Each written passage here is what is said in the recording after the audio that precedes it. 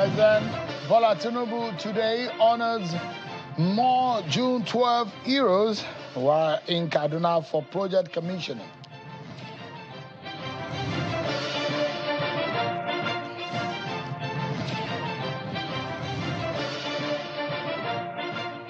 And the League of Northern Democrats voiced out on the situation in Benue State and advised the federal government on the best way to handle the killings in that north-central state.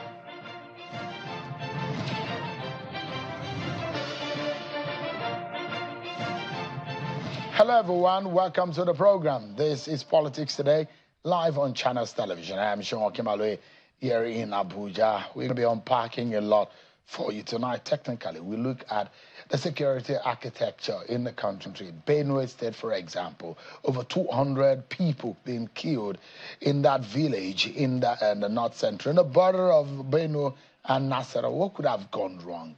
How could we, could we have averted that kind of crisis? It wasn't the first time this was happening in the past weeks. So what exactly has gone wrong? Who are these people? What are the elements? We analyze for you what is happening. Of course, I will also take you to Delta State where trouble is brewing. So stand by, everyone, because our conversation tonight will be very critical. So, but first, let's serve you with some of your political roundup stories.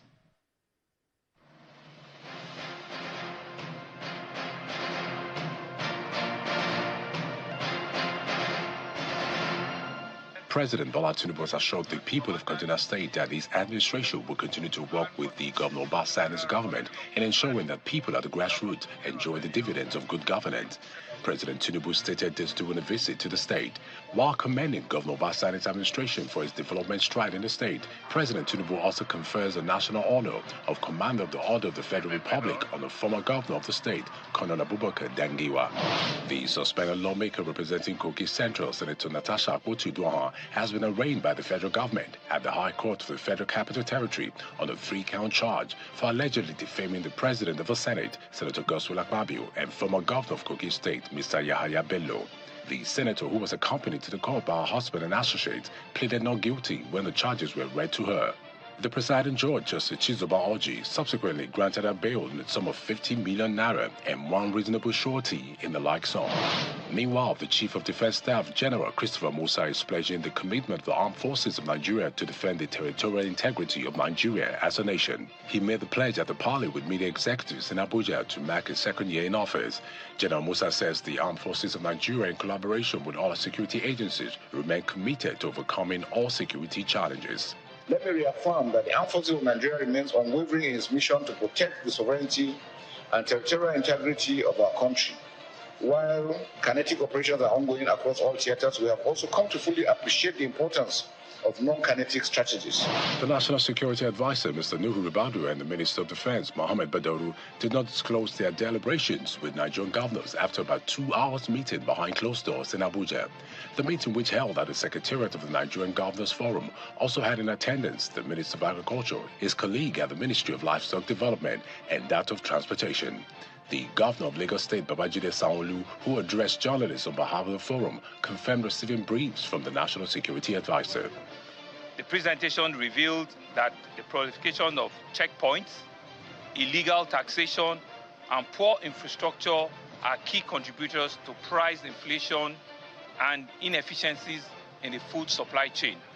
The NSA noted that a high-level interministerial committee has been established to address these concerns and has submitted its recommendation for the endorsement of the forum.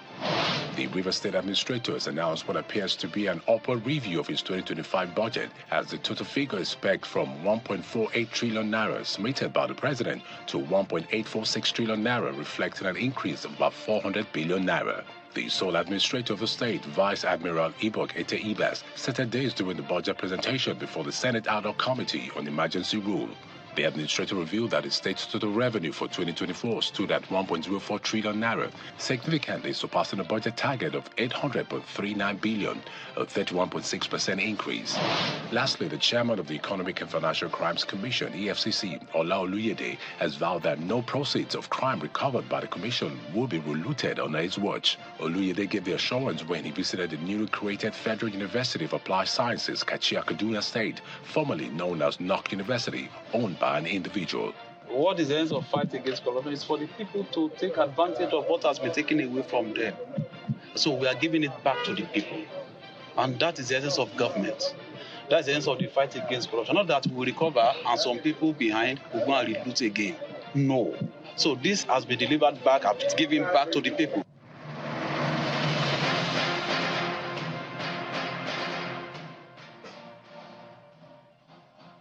Thank you so much. There you have it. You've been served with your political roundup stories. So we do know that President Bola Tinubu, alongside governors and senior members of the Federal Executive Council, were in Kaduna State today, and they joined the governor of the state, Governor Uba Sani, in a commissioning of projects. The president had given kudos to the governor for some of what he described as landmark projects. But in the middle of his speech, the president acknowledged the effort of some of those who laid their lives down for the agitation or for the struggle for Nigeria's democracy, and those who are actively involved in the fight for democracy. One of those, he says, were omitted on the day he read his speech at the National Assembly. The president, therefore, today had honor with national honor of CFR, Colonel Abubakar Dangiwa, a retired military officer who was a former military governor of Kaduna State. And he also said that the honor of the CON to Senator Shehu Sani, who himself was a comrade of the struggle, is noted. I have the privilege of working alongside Kaduna many distinguished sons and daughters. Today, many of you are present here. Many of you are not here. Let me use this opportunity to correct an omission. Some of those people that I missed out during the June 12th broadcast in the National Assembly is Colonel Dangiwa. Today, let me correct that by honoring him with national recognition of CFR.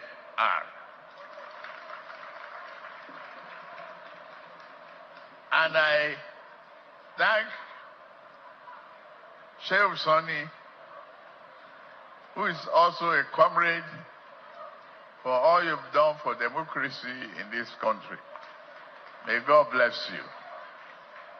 Where you deserve the CON.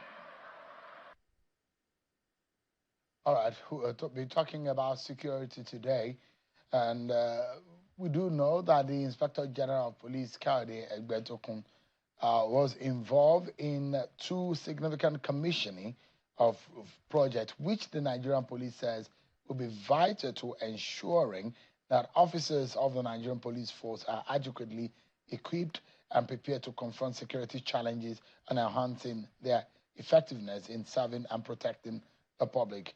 The IG today commissioned a state-of-the-art police mechanical workshop equipped with cutting-edge facilities and technology.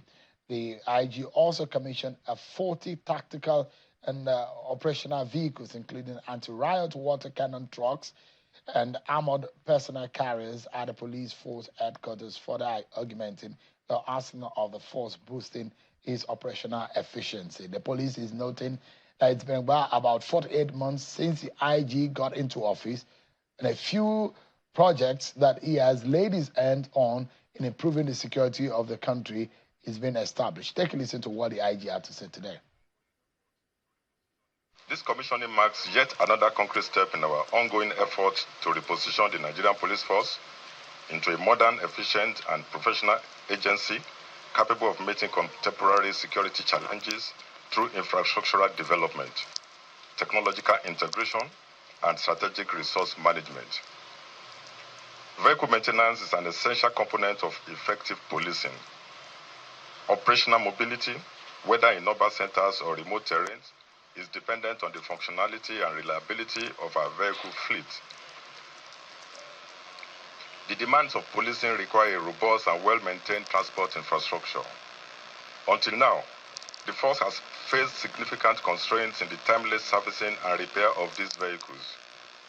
These constraints not only affected the lifespan of our assets, but more critically undermined our operational readiness and efficiency. Today, we are gathered to change that narrative.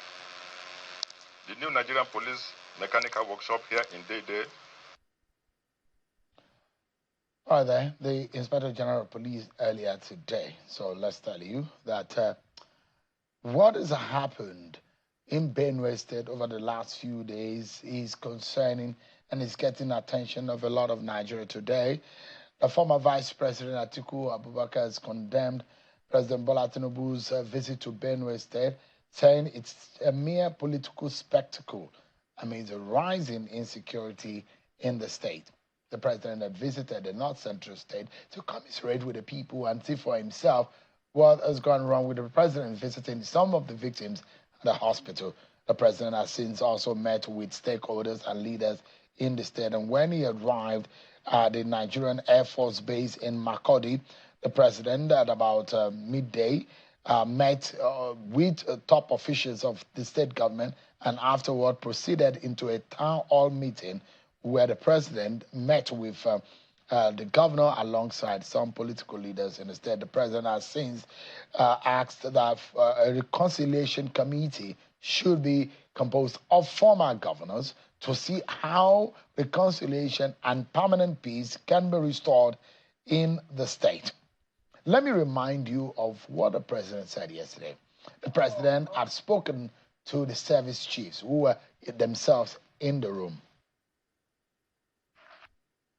I give you the assurance that we will find peace.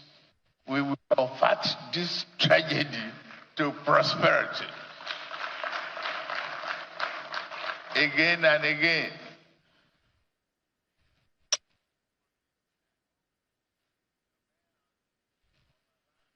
Police, I hope your men are on alert to listen to information. How come no arrest has been made?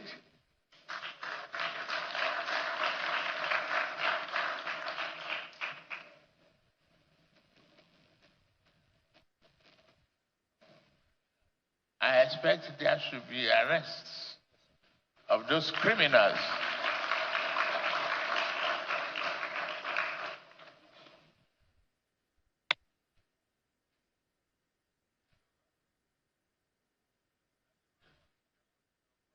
Christopher, thank you very much. I watch your comments and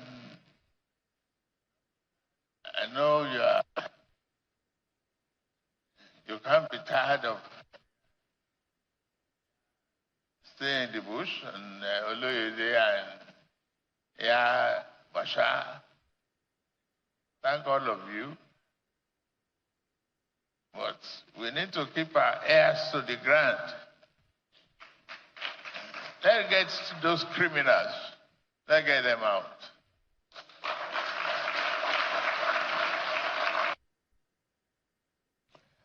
That visit was prompted by the attack in Yawata in Guma local government area. That's what led to the visit of the president. And that recent attack in the Guma local government area is precisely in Yawata.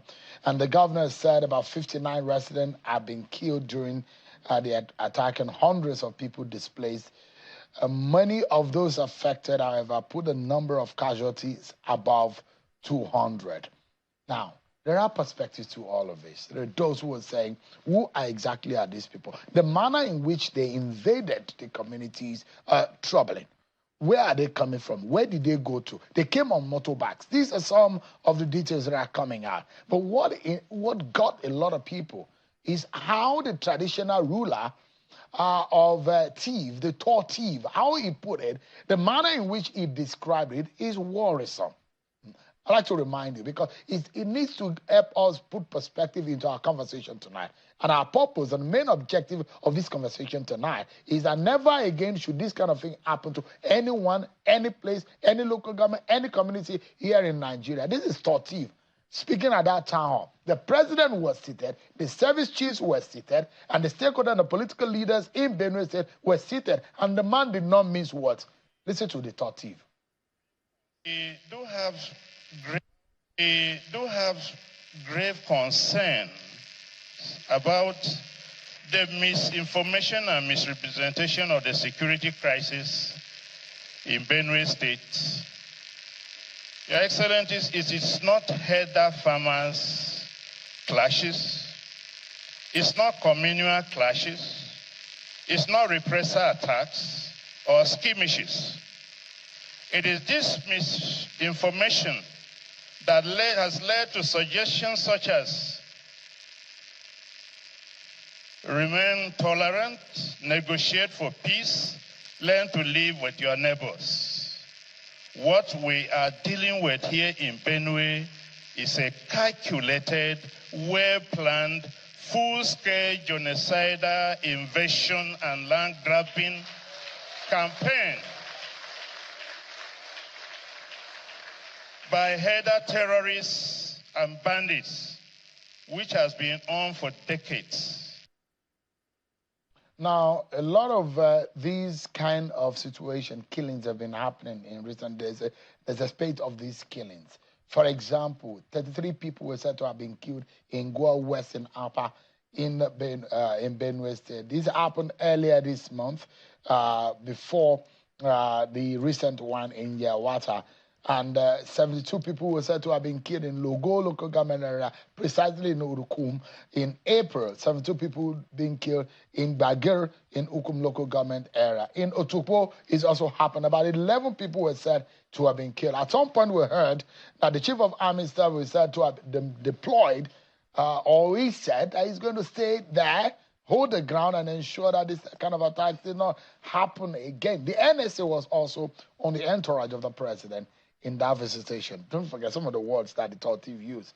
He said land grabbing, full scale, terrorism, genocidal attacks, and a whole lot of words that he used. But tonight, let's put perspectives into all of this and let's get someone who is in the know. His key expertise is on issue of extremism, extreme terror, and insecurity issues. Those are the things that this man has expertise. He's Mr. Bulama Bukati, who is joining us from London. He has a dual qualification as a lawyer in Nigeria and in England and Wales. He's a senior analyst on conflict and development in sub-Saharan Africa. He's written so widely on the issue of extremism on the region. Thank you so much, Mr. Bukati, for joining us tonight. You know, when I invite you, it's at the stage where we need to put some perspectives and break things down. First and foremost, the information that you have, the Tortiv said this is terrorism. And I do know that terror or terrorists do have their own appellation. They have their origin. They have their sect. They have their group. They have their leanings. They have their linkages. Who are these terrorists? Because we do know how many terrorist groups that we have in Nigeria. Are these new form of terrorists or what? What do we know? Are these new form of terrorists or what? What do we know? Look, Shaun, what we are witnessing in Benue State today goes beyond traditional. What we are witnessing in Benue State today, farmer had a cry for communal clashes. This goes far beyond that, and I think what we are witnessing in Benue today is terrorism. It works like terrorism, it talks like terrorism, and it kills like terrorism, and therefore it is terrorism. Look at the frequency of the attacks, look at the scale of the attack, look at the sophistication of the attack, and look at the coordination. From May, April, June, over the past 3 months, reports suggest that at least 400 people have been killed in Benue State. That's not farmer-herder crisis. That's not communal clashes. And look at the GPL level coordination of the attackers and how they raid and raise whole villages and how they target civilian infrastructure. They destroy markets, they destroy schools, they destroy anything they see on their way. And so when you look at the nature of the attacks, when you look at the frequency of the attacks, when you look at the sophistication of the attacks, and when you look at the number of fatalities, you will be left with no other conclusion than to say this is not farmer-herder crisis, it is not communal clashes, it has become terrorism in the real sense of the word. And I think it is high time that the federal government has declared the situation in Benue and other parts of north central Nigeria as terrorism and treat it as such. And that means deploying specialized security forces, more intelligence capacity, and more plans to protect civilians. This situation is getting out of hand, and the longer it lasts, the more difficult it will become to reverse. As to your question, who are the actors? One of the shames in this crisis in Benue State is that we are still unable to define with precision and certainty who the attackers are. Some people will say armed bandits or armed herders. Others will say there are local criminal groups involved, while some victims interviewed by media say they see people with foreign-sounding languages attacking them.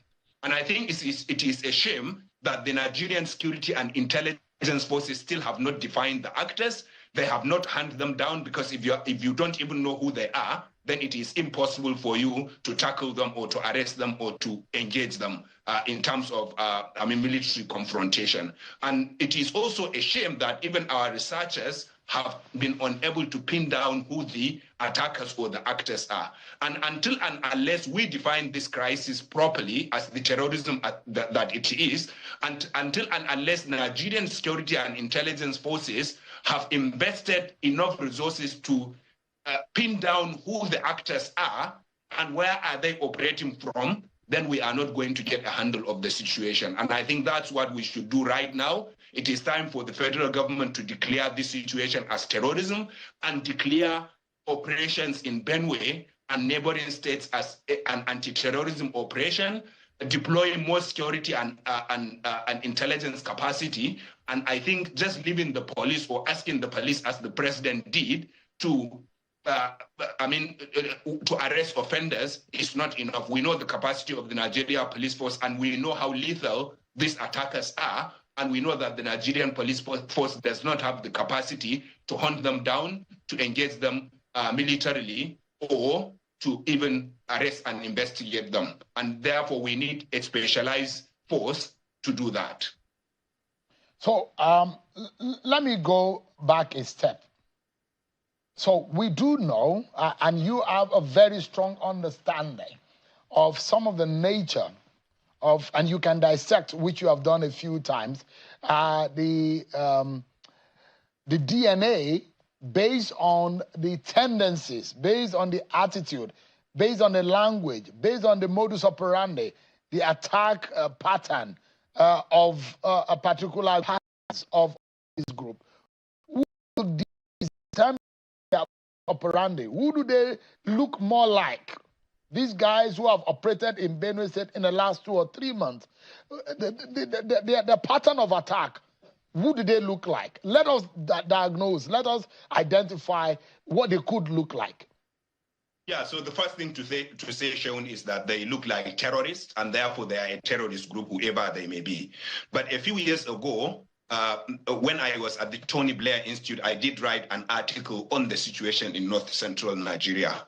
And at the time, some of the evidence I was able to gather revealed that there was a Boko Haram faction that was making incursion into north central Nigeria. And it is the Al-Qaeda affiliated faction of Boko Haram called Ansaru. At the time, the federal government, including the presidency, denied my report, but they later admitted, and we later saw the Niger State governor, Nasarawa State government complaining about Boko Haram factions in Kashan or other violent extremist groups claiming to fight in the name of Islam. Now, at the time, part of my reporting, part of my article discusses how Ansaru was strategically planning to attack Christian communities in particular and refused to claim the attacks in order to stir ethno-religious crisis in Nigeria. Their plan is to attack and then never claim the attack, and people will then start pointing fingers at each other, and then their hope is that there would be ethno-religious crisis in the country. I am not saying this is what is happening right now, because like I said, this article was written, I think maybe about 5 years ago, and I have not continued to follow or monitor the situation as closely as I would have wanted to, especially in north central Nigeria since then. So I don't know whether any of the Boko Haram factions or another violent extremist group has a hand in this. And if they did, then it could be that, but if they did, then it could be that they are refusing to claim attacks because, number one, they want it to be claimed as communal clashes, and therefore one community will attack another and one community will hate, and division will continue against all communities in Benue and north central Nigeria. And also maybe they would refuse to claim attack because they don't want to attract the attention of the security forces. And so they want to continue to operate below the radar. And the way to do that is to attack, then run back to your enclaves and never claim the attack, and so no one would know who is the actual attacker is. Oh. And so but what I am saying is that it is possible that one of the terrorist organizations, and remember, Sheun, that these terrorist groups now, it is established that they have cells in Kogi State, in Nasarawa State, in Niger State. I don't know how close or far this particular community or communities that are being attacked in Benue, I don't know how close they are to these states, and whether it is possible to use motorcycles to travel from camps to commit these attacks and come back. But remember that both Ansaru and ISWAP have a clearly defined public policy of targeting Christian communities. And Ansaru in particular says it wants to target the Nigerian government and Christian communities, even though they kill Muslims. That is what their policy says, and I think they should be candidates that should be investigated to see if they have a hand in this. But like I said, I don't know for sure, and I am not making any policy, certain policy prescription here. These are possibilities that our security and intelligence forces must investigate. So let's look at it carefully again for what we know. The activities of this terror cell that is operating, because it has been established by the state that these are this is a terror group terrorizing that region. Now, if you look at what has been happening in the north-central region of the country, the victims in northwest region of the country will tell you that, especially in part of north-central like Plateau, they will tell you that some of these people come into their community, chase the community people out, hold on to the land, stay in the land. Part of what the Tortiva said, if we were to diagnose what is happening, it talks about land grabbing. It talks about genocide, which is similar to what is happening in Plateau, where it looks to the natives, the natives and the community people, that there is like an intentional act to wipe away a group of people. That is what it looked like. But if you look at historically, there has been these tendencies happening in Nigeria where it does look like an ethnic group, a group of people have been intentionally almost wiped out, and because of the minerals or the resources in the land, they're coming for it. And those are some of the narratives you hear from the natives. So if you look at that pattern of what is happening in the Northwest, is it what is distilling into the North Center, especially in Benue? Don't forget also that Benue State has a historic issues of farmer-elder clashes. Tortif said this is not in that area. This is genocidal. This is full-scale, full-on terrorism. This is land grabbing. Look, I mean, I don't know about the use of the word genocide, because genocide is a specific concept clearly defined under international law, and it requires the evidence to prove genocide. But I think what we can say for sure is that this has become terrorism, and I think there may be some territorial interest in that. But then the problem shown is that these people who are attacking by all accounts, it's not like they attack villages, they raise the villages, and then they occupy the villages in terms of, making the villages their homes or taking over the farms in order to start farming. Because if it is land grabbing, they should be taking the villages, and now we should be seeing them occupying the villages. But these are people who attack and then retreat into their enclaves wherever they are coming from. And therefore, I think it's a classical case of terrorism in terms of its modus operandi, that's the mode of operation, but also in terms of the people that are being targeted. And if you have territorial motivation, land grabbing as part of that motivation or that of equation, then it becomes classic terrorism. But then what is failing these narratives? What is failing these narratives is the failure of governments and security agencies to investigate, pin down, identify, and publicly define the actors and go after them. And where there is this information void from government, where there is information void from research organizations that are on the ground, then in the end you will get different narratives. Unfortunately, if you get the narrative wrong, if you define the problem wrongly, then you are going to apply the wrong prescription, the wrong medication, and therefore that is only going to make the situation worse. So, like I said, I am not sure this is genocide. We can go and come back, but I don't want us to get lost in definition. The most important thing is that human lives in multiples are being lost in Benue State. Human livelihood are destroyed. Farms, homes, markets, schools, and other places of civilian infrastructure are being destroyed, and that cannot be allowed to continue. This is a stain on our national conscience. It is more than tragic or horrific. It is terrorism that the federal government has to define as such and treat as such. And what I hope the federal government will do in the coming weeks is to declare this situation as terrorism and deploy special terrorism forces to go and hunt down whoever is responsible for these heinous crimes and bring them to justice. Now, so there's something that should interest everyone, and I'll take you through a bit of geography. So this area, they're being affected in Benue State. Yawata, for example, is in Guma local government. Guma local government borders Doma local government of Nasarawa State. And there is also Kena local government on the northern, on the northwestern side of Benue State. And also on this side, you have the Awe local government area. And on the extreme side, you have Taraba State. And Benue is sandwiched like that. And you have local governments like Guma, Logo, Ukum, and Katsina Ala. These are the local governments that are most hit recently by some of these attacks. So the big question here is that those in the communities are saying that some of these guys attack and run into these communities. And look at what the president said. The president is asking for reconciliation. There are those who are saying reconciliation with who? Is there an ethnic clash? Are they fighting? The president has said, set up a committee of former governors and leaders to come together for reconciliation. The president has security report. Is that something that we do not know? If the president is setting up a committee for reconciliation, it means something, isn't it?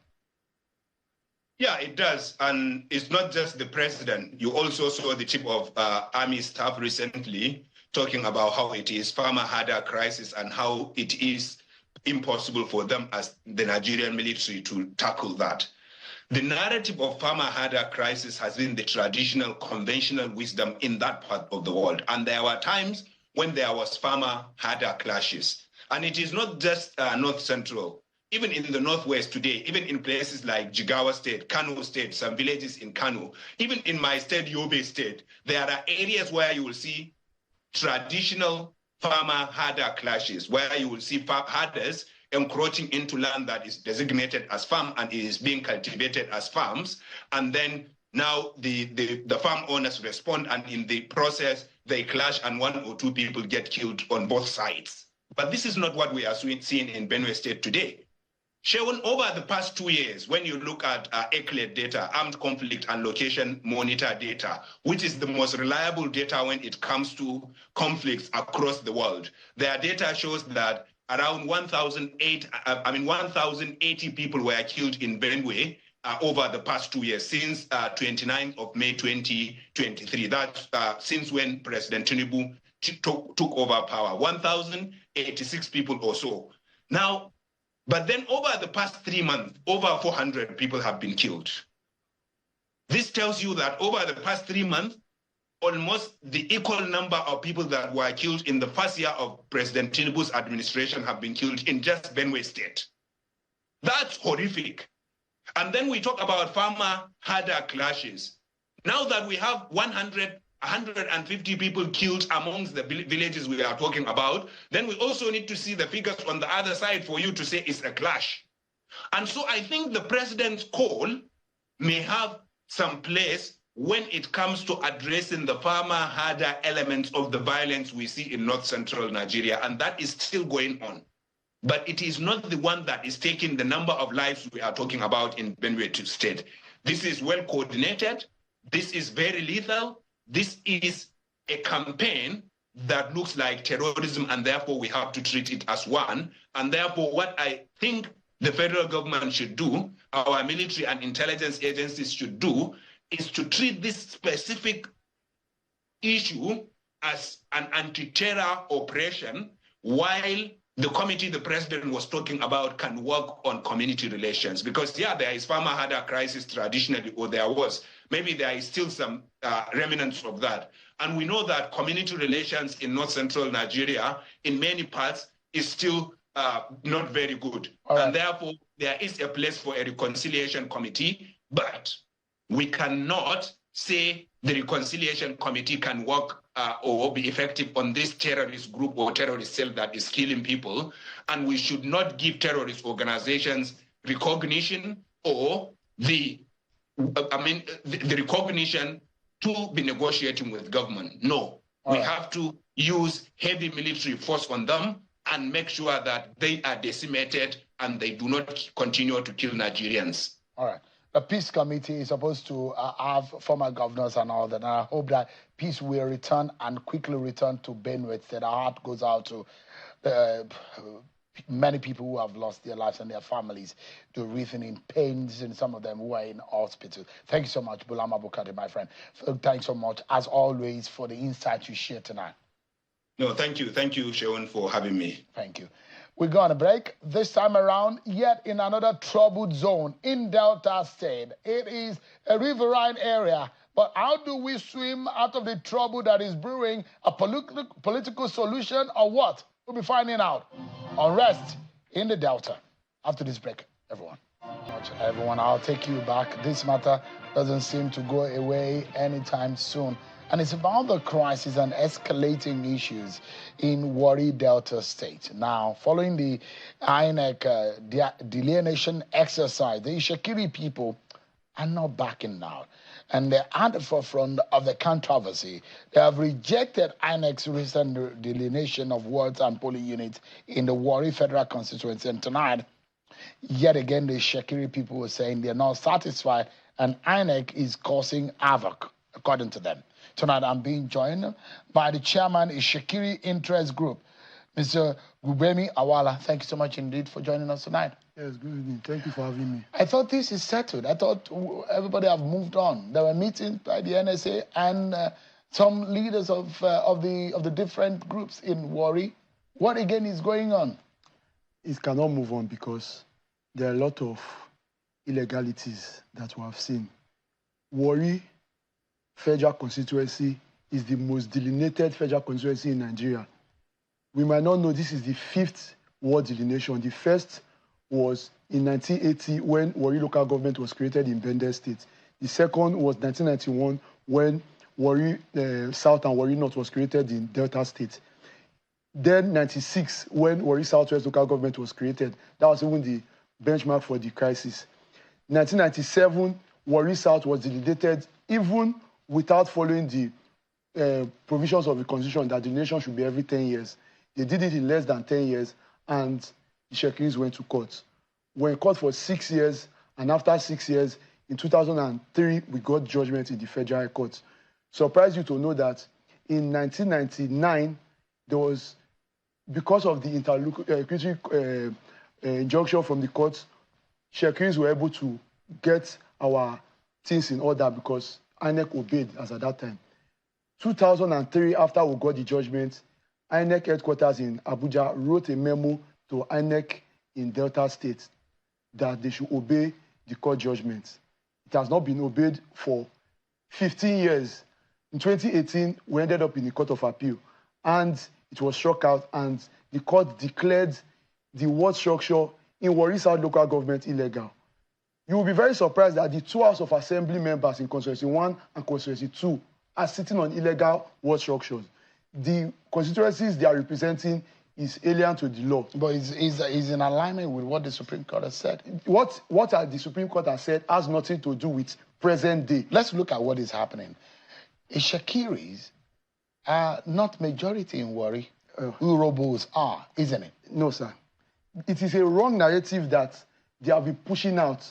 And because the Shekiris first started our conversation from the historical background, they took advantage of the majority. Shekiris are majority in Warri Federal Constituency, and I'll give you the reason.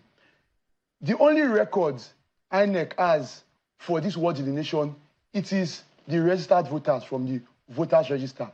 So what we expect, and they gave us guidelines. The guidelines said maximum of 750 registered voters must be in a unit. Minimum of 50 registered voters must be in a unit. Maximum of 50 units must be in a ward. So this was what we're working with. Now, in Warri North, for example, we have 75,000 Shekiri registered voters and 34,000 Ijaw registered voters. In Warri South, we have 88,000 Shekiri registered voters and 38,000 Urobo registered voters. Only in Warri Southwest that we have 94,000 Shekiri registered voters and 95,000 Ijaw registered voters. But the units, Shekiris have 175 units and the Ijaws have 157 units. When you look at what is happening, INEC also gave another guideline to give a sort of dimension between units. 500 meters for units within urban areas and 1 kilometer for units in riverine and rural areas. But from what they did, it was clear they worked with another. Let me ask you. In terms of population in Warri, the figures are saying Urobos are more, followed by Shekiri, then the Ijaws. Well, I don't know where they got their figures. So just a moment. Let me ask you again. Over the years, there are those who believe that election results and the figures out of elections have been mostly fraudulent. But now, based on beavers, Urobos have shown that they are more in terms of voting population. And INEC, in its delineation, has done the right thing. The Ijaws are happy, Urobos are happy. Why are the Shekiri the only ones who are? And these are the three major ethnic groups in Warri. Am I right? Yes. There's something that we need to correct here. When we are talking about the voters, are we going to work outside the registered voters? The registered voters, I just read out the figures of the registered voters. INEC's record shows that Shekiris have by far majority in... Who are the original owners of Warri? Shekiris are the original owners of Warri. Why was it that history shows that Shekiris take permission to bury their dead from the Urobos? Well, there are a lot of fictitious issues. Some of the documents that these Urobos have flaunted over the last few weeks have even shown that even some of the areas they claim to settle at are tenants, there are tenants there. For example, the Supreme Court said in 1974 that any Urobo man staying in the Igbudu community, which is under the Agbasa area, is a tenant. Only an Ishekiri man staying there is not a tenant. The Urhobos in Warri, especially the Urhobos in Agbasa, have never won any case in the Supreme Court about ownership of Warri. The Jaws have never even won any case in ownership of Warri. The member representing Warri Federal Constituency, is he Urhobo? It's an Ishekiri man, and it has always been an Ishekiri man. The member, House of Assembly members representing Warri in the House of... In the House of Assembly, we have Shekiris, 2 Shekiris, 1 Urhobo, and 1 Ijaw. But as at 1999, we had 4 Shekiris in the House of Assembly, and 1 of them was Speaker. The Speaker of Delta State House of Assembly now is an Ijaw man from Warri Southwest. But he was not an Ijaw man because of the population or anything. The Shekiris started a strategy of let peace reign. We give, you give, because of the bigger... So what is the biggest fear of the Shekiris now? The biggest fear of the Shekiris now is that they have tried to push Shekiri to the position that Shekiri will not have an House of Rep member. We have 8 Urhobo local governments. We have 3 Ijaw local governments. And these Ijaw local governments, they have 2 House of Rep members. The Urhobos have about 3 House of Rep members. So what they are trying to do is that Shekiri will not have any federal representation. And from what the INEC has done, Shekiri will not even have a local government chairman. Shekiri will not have an House of Assembly member. Meanwhile, these other people, like the Urhobos, they have 8 local government chairmen. So how do you want the Shekiri to speak when we don't have anybody on the table? But they say you are a minority. Well, we work with figures. The voters register has changed, unlike before that. So you disagree with the fact that in Warri, Urhobos are more, followed by Shekiri, followed by... In Warri South local government, Shekiris have 88,000 registered voters. With pictures, the Urhobos have 38,000 registered voters. So how do you want to claim that there are more? Are we going to count people that don't have voters card to give to INEC? Let me even give you another instance. The president of Nigeria votes in Lagos, even though he's in Abuja. There are a lot of Shekiris in Lagos and other places, even outside Warri, but during the election, they come back home to vote. Some of the Urhobos stay in Warri. During the election, they go out of Warri to vote. Same with the Ijaws. Some of the Ijaws in Warri Southwest, some of them go to Bayelsa to vote.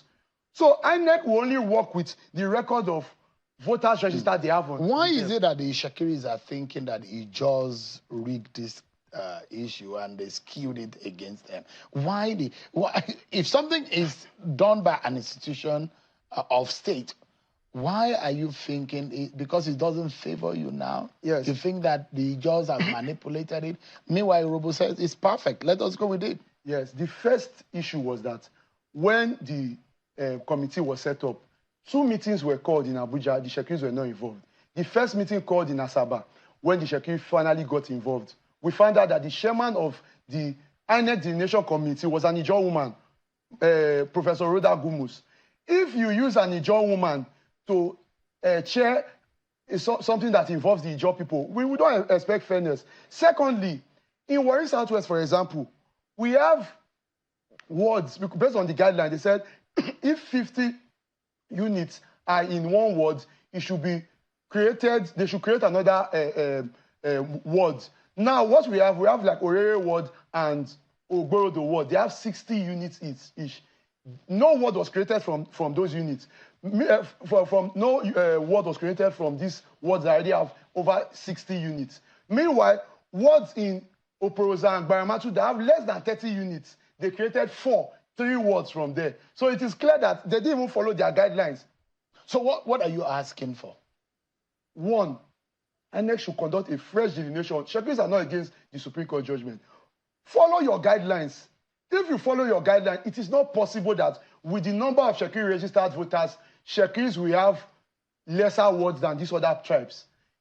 Let me even remind Nigerians that these tribes that we see as minorities, the Ijaws and the Urhobos, are minorities in Warri Federal Constituency. Even in other local government, there are other tribes that are minorities there. But they don't have the opportunity that Shekiri gave to them. For example, there are Shekiris in Sapele local government. But we don't have any voters. So Shekiris are thinking that you accommodated the Urhobo and Ijaws and are taking over? Yes. Is that how you feel? Because let me even give another throwback. In 1980, when the Warri local government was created, 1981, there was a protest. And the Ijaws of Warri Southwest, the Old Ijaw people and the Baramatu people, protested to the then speaker, Alegbe. They didn't have anybody representing them in Warri local government. The Mr. Oporozo, who was the deputy speaker, raised the motion that they want to create a new local government out of Warri, and the House of Assembly moved that it cannot be possible. These people moved to Burutu. They said they want to go and meet their kins and kin. And when they moved to Burutu, at the end of the day, they were not able to stay because they're cultural and second-class citizens. We need to go, Mr. Awala. But one person is said to have been killed in all of this, and your people are shutting down oil facility and installation, claiming that Ishakiri owns the land where some of these facilities. Is that fair to the nation? The protest was ongoing, and after the shutdown, the Shakiris went for dialogue. There were meetings even with the security advisor. Shakiris have been known to be peaceful people. And so far, so good. We're hoping that progress will be made. And we have started seeing the body motion of the federal government. But what we want to say is that if there's going to be any move by INEC, is for them to follow their guidelines. That's all we're asking. Follow the guidelines, everybody will be happy. Awala, thank you so much indeed for your time today. I appreciate it and wish you and the Shekiri people the best. That's our show for tonight, everyone. Many thanks for watching. I'm Sean Kimale. God bless Nigeria.